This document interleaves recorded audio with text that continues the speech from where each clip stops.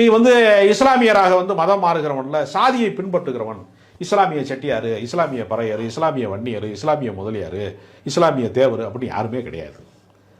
ஆனா என்ன பண்ணிட்டானா, உலகத்துல கிறிஸ்தவத்திலையும் ஜாதி கிடையாது.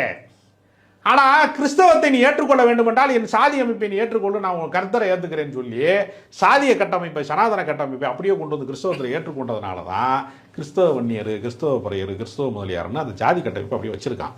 அதனால முழுக்க முழுக்க தன்னுடைய சாதிய சனாதன கட்டமைப்பை ஏற்றுக்கொள்ளாததுனால இஸ்லாம் என்கிற தத்துவத்தின் மீதும் ஒரு சித்தாந்த போர் இருக்கிறது அங்கே.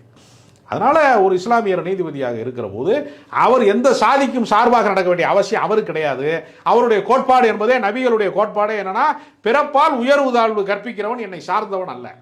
எப்படி வள்ளுவர் சொன்னாரோ பிறப்புக்கும் எல்லா உயிருக்கும் மாதிரி, நபிகள் சொன்னாரு பிறப்பினால் ஒருவனை உயர்வாகவோ தாழ்வாகவோ கருதுனேன்னா நீ ஏன் ஆள் கிடையாதுப்பா, நீ இஸ்லாத்தை விட்டு வெளியேறிக்கின்றார். அதனால அந்த கோட்பாடு சார்ந்தவரை நீதியரசராக நியமிக்கிறாங்க. எல்லா கட்சிகளுமே பெரும்பான்மை மக்களை திருப்திப்படுத்தினால்தான் அரசு அதிகாரத்திலே வர முடியும். அதனாலதான் பாஜக என்ன பண்றான், மத பெரும்பான்மை வாதத்தை கையில் எடுக்கிறான்.